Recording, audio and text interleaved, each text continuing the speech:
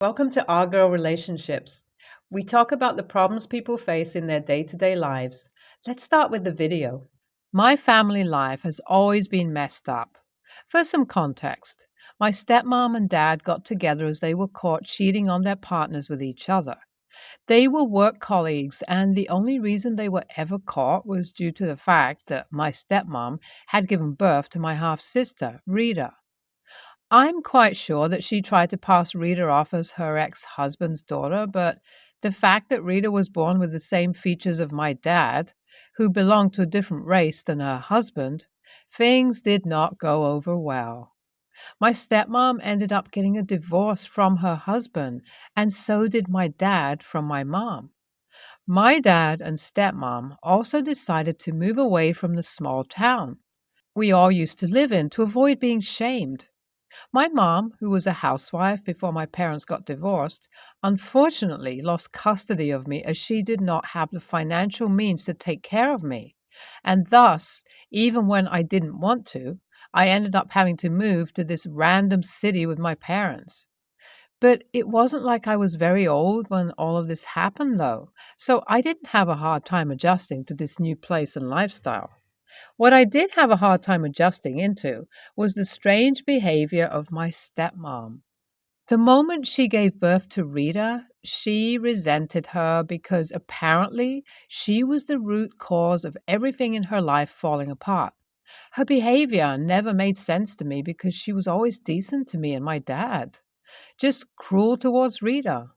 It was heartbreaking because I could see the difference in our treatment from a young age and the fact that my stepmom stayed back home to take care of her and I.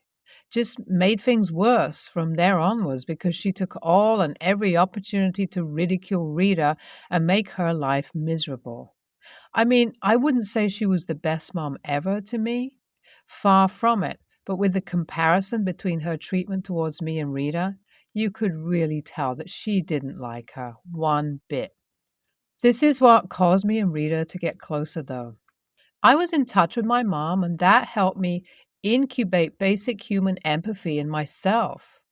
I knew I was slowly getting fed up with my dad, overlooking most of what my stepmom did, and my stepmom being the way that she was. I was only about 2 years older than Rita. So even when I got into college and moved closer to my mom, I would regularly visit my dad and stepmom so that I could check up on Rita. All that completely stopped when Rita got into college herself and cut all contact with my parents like she had promised.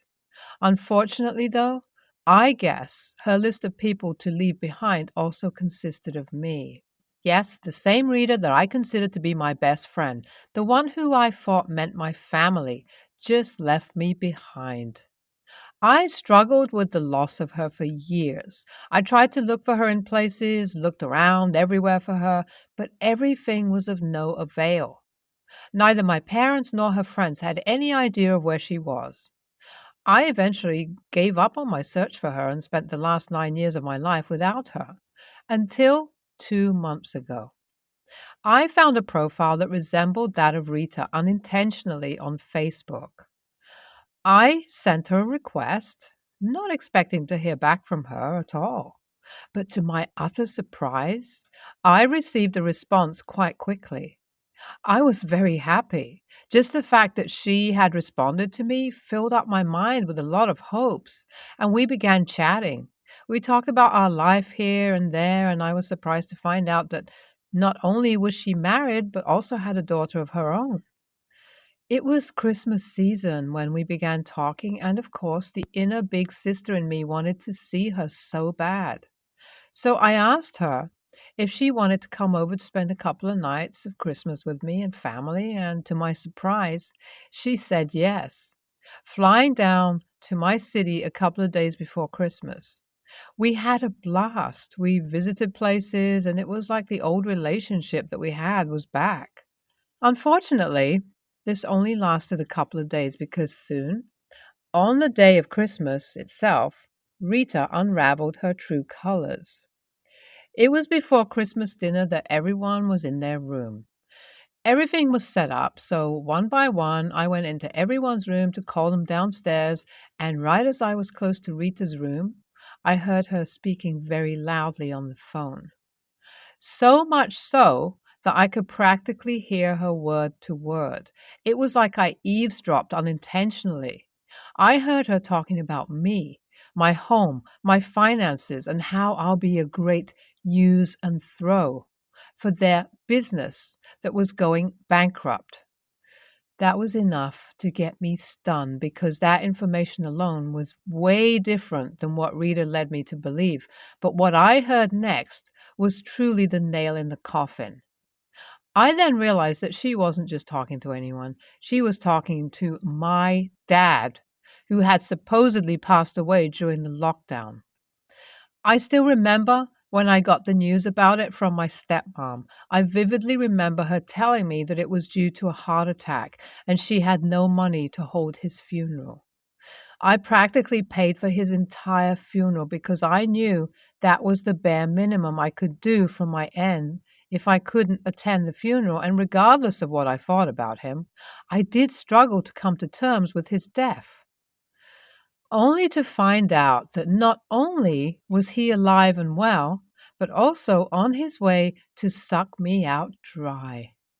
Upon giving myself a few minutes to realize what was going on, I knew if I let her stay under my roof for another moment, I would blow up at her. So I immediately walked into her room mid convo, and I guess she realized how bad she had messed up the moment she saw the look on my face. I said nothing, though. I simply just told her to pack her things and leave, to which she started arguing with me, telling me that I shouldn't let our misunderstandings ruin the children's Christmas. I told her that I didn't care about her children when she didn't care for mine and went out of her way to do so much to step on their stomachs to suck me out dry. After a lot of back and forth, she eventually gave in and left. But ever since then, I can't help but question myself and my decision. What should I do here? Reddit? Was I the a-hole? Rita has been blowing up my phone constantly because apparently she wants to give me her side of the story. I'm really unsure of what to do. I talked to my husband about this situation, and he suggested that I should maybe give it a try and talk to her. I'm leaning towards this decision as I really am curious as to what it really is that made my stepmom, dad, and Rita go to this extent. This situation currently feels very blurry. It hurts physically and emotionally to see the people you've gone to so much of an extent to support just to turn their backs on you and use you as a bank account. More than anyone, it hurts that Rita did all of this to me. Regardless, though, this time I think, just like them, I can take the emotionless route too because everything I ever had for these people has sort of faded away. Everything I will do from now on is only for closure. I ended up meeting Rita today. What was funny about our meeting is the realization that Rita quite literally had lied to me about everything. She didn't even fly over to my city. She just lived here. The more I heard from her, the crazier I felt I was becoming. Rita started off by confessing to me why she had cut me off in the first place. She told me that the moment I had left for college was the moment her mom had started brainwashing me about how I didn't even love her because I had my own mom to go back to. It all made sense then because I can now recall how even when I would visit home back from college, she would be quite distant with me. But honestly, I could chalk all that up to her being in her teenage phase.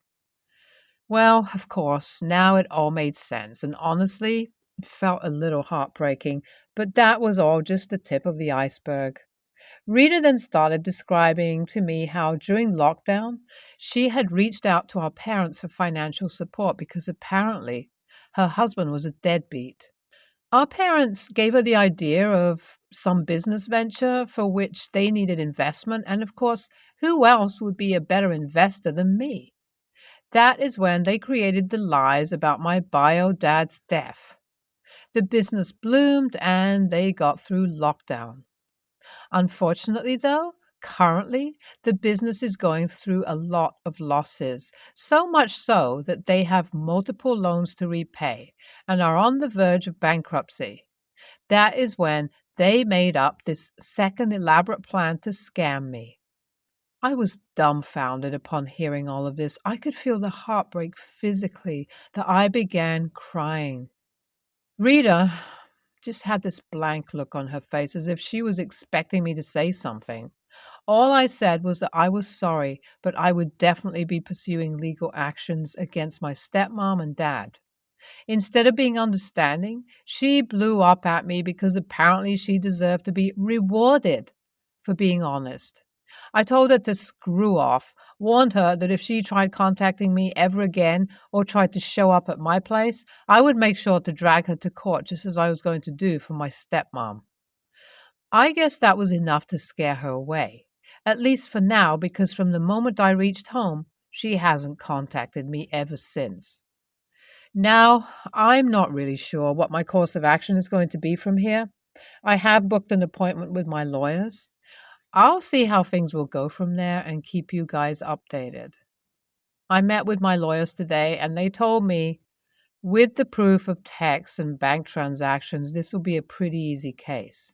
That was enough for me to feel like I wasn't crazy or there was no way to get my parents to face the repercussions of their actions. Even if I don't get the money back, that's okay for me because, like I said, all I want them is to learn their lesson. Here's the final update. This lawsuit wasn't long at all. The case was pretty clear, and from the get go, I was told that with the financial status of my parents, there were very slim chances of them repaying me. They were charged with a short jail sentence, though, and everyone except for Rita is happy with that. I mean, at least I am. This is the bare minimum they received for all the F ups they've done, and it still stuns me when Rita wants to go above and beyond for the people who have done nothing but hurt her. I guess it's her inner child that still seeks for their validation. Fortunately, though, that couldn't be me. I want to be as far away as I physically can from people like them. Thank you all for reading. NTA. Rita became like her mom after all, greedy, entitled, and inconsiderate. If I were in OP's place, I would try to get her in legal trouble as well because this woman really needs to learn her lesson. NTA, poor OP, was used in the worst possible ways. It was heartbreaking to see how, even after doing so much for Rita, she went behind OP's back to betray her. Good on you for taking legal action. When I, 28 female, married my husband, 34, a lot of people told me marrying a guy that is the only son of 6 kids is asking for mother in law problems. But no, I gained the most wonderful mother in law. As for one of my sisters in law, that's a whole other story. This woman is one of the most infuriating, most annoying people I have ever met. She has had some sort of personal vendetta against me. I'm brown and a curvier gal. I love myself, and so does my husband. But she has made comments ever since she met me. She would always bring up the fact that all his exes were white and skinny like her. Weird thing to say to your brother's wife, right? She would comment about how I'm darker and make negative comments about the food from my culture. I'm South Asian. She has also hypocritically made comments about our age gap when she and her husband are 5 years apart. My husband would shut her down, and so have my other in laws, even her husband. But she would do it behind their back, and the one time I confronted her about it, she cried and made a huge deal of it, making me the bad guy. Since then, I've just done what my mom taught me, be the bigger person, and walked away. I would ignore her. The incident, we were at my parents-in-law's house for mother-in-law's birthday. My sister-in-law was already shitting on my mood by coming up to me and making rude comments. I tried my best to ignore her and not ruin the party. My 4-year-old boy and her daughter were playing together when she went over to them and started hugging and kissing my son, and then started saying things knowing I could hear her. She said that he was so handsome and lucky. He looks like his dad and not dark like his mom, and that one day he's going to get tall like his sexy dad. Who the hell says that? Especially to a child about their brother? This is when I went off at her, telling her that her hate parade against me is actually concerning and that she needs to keep it away from my son. I don't care if she's racist to me, but my son, I will not tolerate it. I also said that her obsession with her brother is disturbing and that she needs to get psychological help for it. The house went quiet for a sec, and then she started crying. Anyways, fast forward a bit. My parents, who are also at the party, and parents in law, think I went too far and should apologize. They and my sister in law and her husband have been blowing up my and my husband's phones ever since. My husband and other sister in laws don't think I am. I kind of think I am, and I went too far, but I don't know. So, AITA? Thank you to everyone that has commented and given advice. I have shown many of them to my husband, who has said from the beginning that I said what I needed to say. I and my other sister in laws with children will not be bringing ourselves and our children around her anymore. My husband and my one sister in law that has no children are planning to talk to her one last time and confront her on her disgusting behavior. As for my parents, they don't know the full story, so I will confront them tomorrow with the full story. My husband wants to go NC with his parents for the way they defended my sister in law, but I think we should talk to them first before we make any decisions.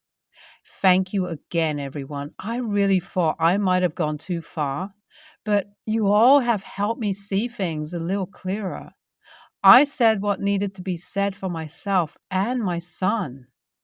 Those concerned about my husband's exes, she was lying to get a rise out of me. Anyways, he ended up with me, the complete opposite. NTA, truth hurts. Her feelings have been hurt because she was confronted not in private about her obvious racism and weird attachment to her brother. Nope. She's upset that she can't hide from the person she knew she was anymore because you said it all out loud for everyone to hear. She can dish it, but she can't take it. Do not apologize to her. After years of dealing with this BS, she is lucky you didn't say or do more. NTA confirmed that sister-in-law has issues. Perhaps it wasn't just the right moment to bring them up. But frankly, she brought that on herself by deliberately extending her weird vendetta to your child. Mama Bear apologizes to no one. For now, I'd also skip the apology to sister-in-law in favor of explaining the situation in full to the rest of the family. If, as you say, they've all had a go at her about it in the past, it hopefully shouldn't be hard to get on the same page about what to do with her now. My mother-in-law speaks very little English, can't drive, can't work a bank account, and many other things that we all take for granted, including getting online, using a smartphone, or simply using Netflix. I have always helped her with everything since my husband and is usually irritated by her. She has lived with us for over 5 years due to a slip and fall. Navigating workers' comp and such would have been impossible for her, so I agreed. I got her situated with a settlement due to a permanent injury, got her disability approved, Medicare, and a bus. After her settlement, the plan was we would finally get her her own place that she could afford. Well, she had started dating a younger guy, the disability bus driver who would take her to appointments. Started lending him money. We put our foot down and explained if she was just going to blow through her money, she would need to move out. We also explained that she would not be welcome back if she messed up and didn't set herself up for her future. Well, 1 year later, she's out of money and is looking to move back in. My husband feels bad and says he can't just leave her on the street. I absolutely refuse. She made her bed and can now go lay in it. I'm sick and tired of always doing everything to set her up and then she ruins it or doesn't follow through. She lived with us once before, and just as we were about to set her up with low income apartments, she took off on us to live with friends. She loves to get our son in trouble since my husband is very strict, so she will constantly go tell on him. For years, she called him her fake grandson because we had him in vitro. I thank God he doesn't understand her language well enough to have ever picked up on what she was saying. I truly can't stand her. It takes everything in me to sit at a table with her. 1 time a month that she visits now, much less live with her again. NTA, and it's hard to see anyone coming out of this unscathed. You do have to look out for your son above all else. You need to prioritize your mental health as well, but sometimes it's easier to stick to hard decisions if they benefit the ones you love. She hasn't taken responsibility because someone has always done it for her. When does your husband think you get to live your own lives and not babysit her? But the bottom line is the last couple of sentences of your post, not even her weaponized incompetence. Your son will learn phrases and pick up on her feelings towards him. Above all else, it's wrong. Your husband shouldn't want him exposed to vile behavior aimed at your son. Not that anyone is going to win in this situation, but you sure as hell can lose if she moves back in. I agree. NTA, if your husband wants to help her, let him do it by himself. Let him find an apartment, pay the bills, and so on.